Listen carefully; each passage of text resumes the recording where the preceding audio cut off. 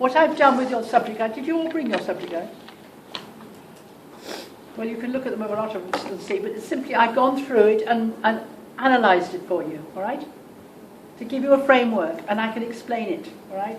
This is Linda Bice in the subject guide. She said states continue to have influence and autonomy of economic policy as a result of globalisation. Now here, autonomy, freedom of, right? She says globalisation contributes to the capacity of the state by creating intergovernmental policy networks. So she says the states become more powerful because they can link to other states which give them more power. It's acting as teams, they have more power. So instead of losing their power, they get more power from each other. They can support each other. Complete opposite idea. Globalisation creates necessity for state intervention. Now this is important. This is exactly what you did with me today. Fantastic. Because of globalisation pressures, the state has to react. The state had to react in order to produce more, allow more people to come into Singapore. The state had to react to change its policy on education. The state had to react because they understood about the global pressures. So globalisation pressurised the state to act. So by acting, it becomes more powerful. So it's saying, no, the state isn't powerless. The state has to become more powerful. Why? To protect jobs, to offer social security as a result of global competition. So she's saying it is not a negative thing, it's a positive thing for a state. In order to remain competitive, firms need to be more efficient when facing global competition. How many of you have heard this? This morning I talked about globalisation as a myth. If you don't work hard enough, you'll close down and we'll move somewhere else. Yes? This idea that we have competition. We cannot, like, for example, in India up till 20 years ago, there was so much protectionism of states, of the borders, that companies were so inefficient. Now they've opened up and have become much more efficient. So the state has more taxation, it's more powerful, it can do more. All right? So again, this idea of competition is important.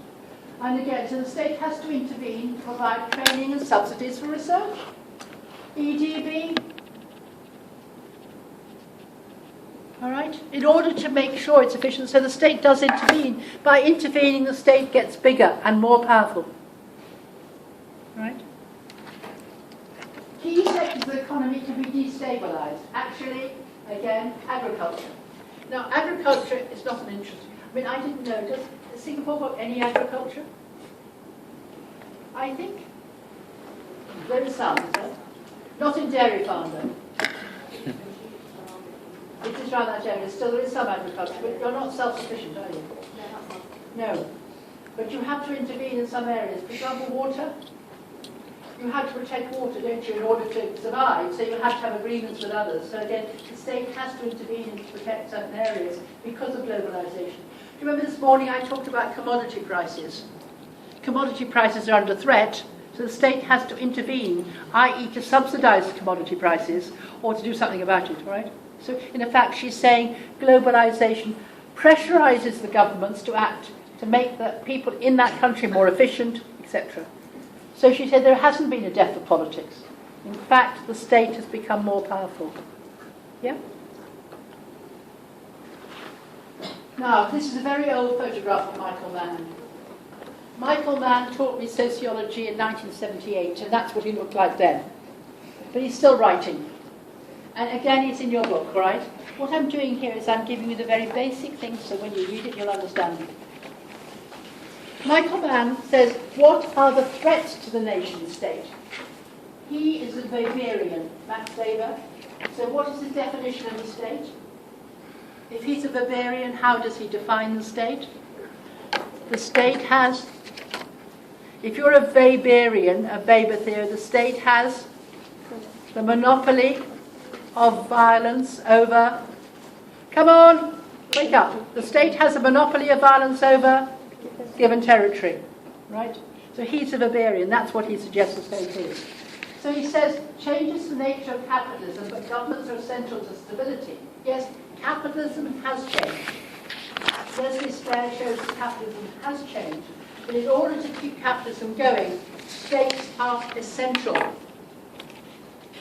They're essential to create the conditions of capitalism. Without states, you wouldn't have training. Without states, you wouldn't have the resources. You wouldn't have the market. You couldn't do trade. So in order to keep... So Sclair's wrong, he says. He says Sclair's wrong. You have to have states, so the states haven't died. All right?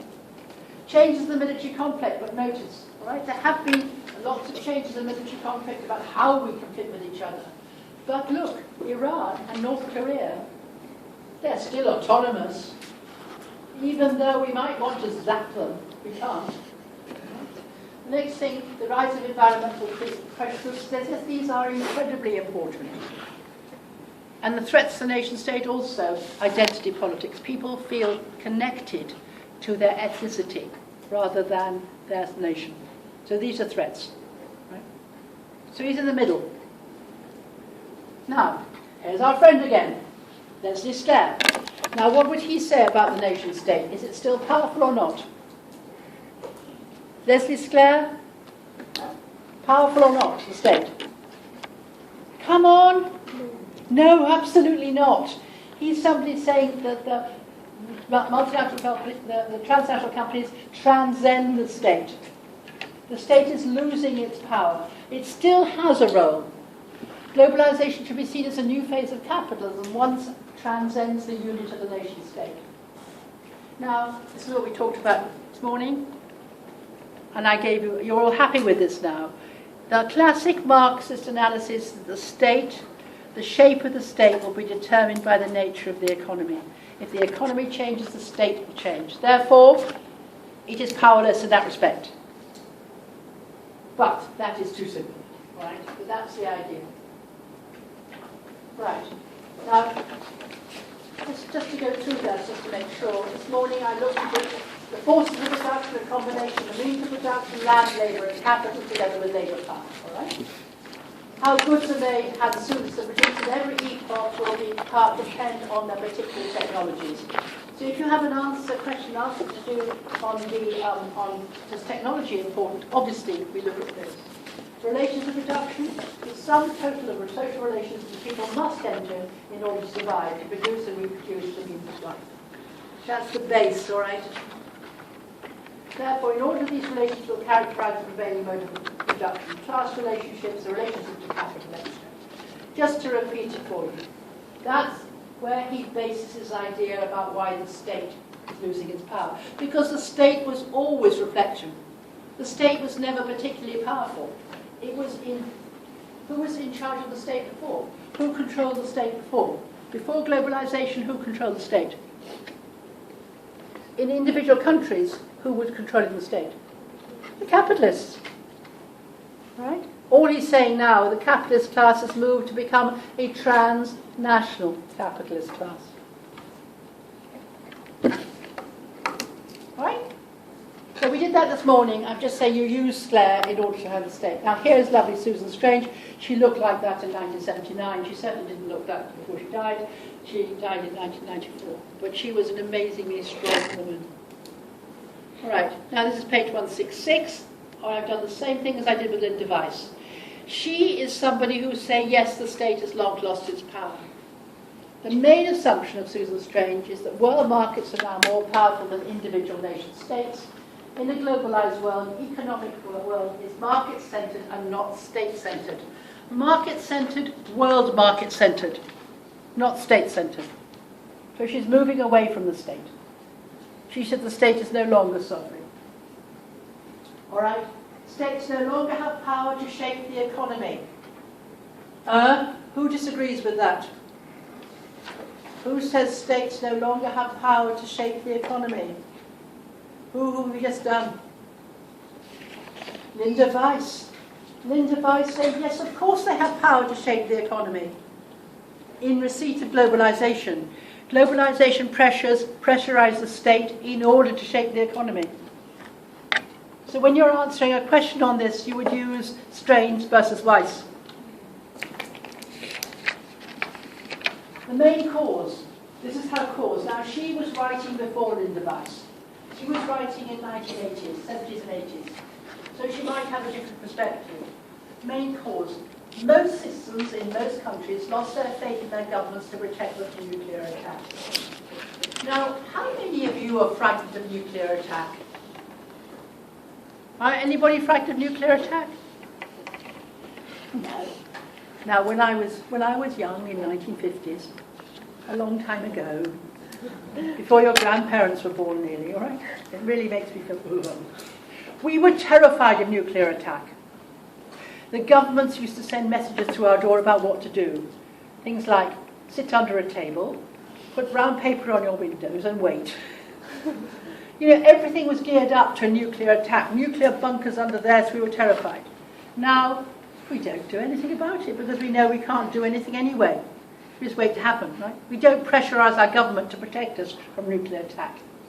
So we're asking for different things. What are we asking? We're asking for governments to intervene to protect the market.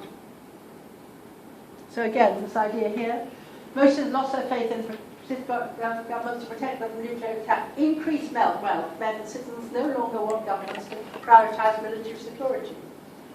Now, actually, in the UK, it was really interesting. For a long time, most people in the UK did not want their military to be in Afghanistan. And the British Army was suffering terribly from that because they felt their jobs were completely undervalued. So the government had to have a big pressure to say you're wonderful, with marches and things.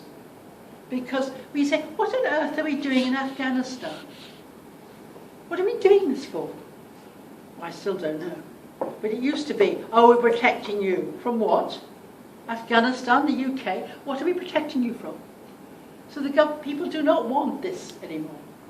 They are worried about it. What we want something different. Again, now they want governments to pursue economic growth. Right? We want the governments to make sure we have enough money. And why do they do that? Therefore, they're dependent on exports and technology. Therefore, right? The pressure on the government, the pressure on the state is to ensure that's happening.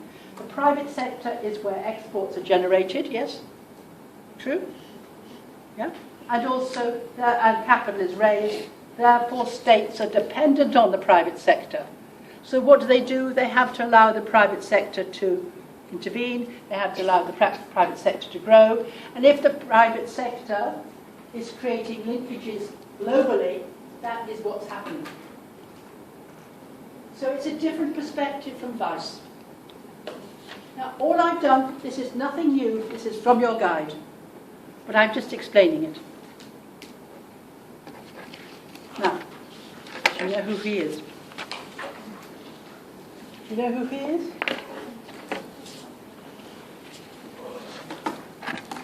You don't know who Edward Snowden is? Wow! You ought to know who this guy is. This guy is the whistleblower.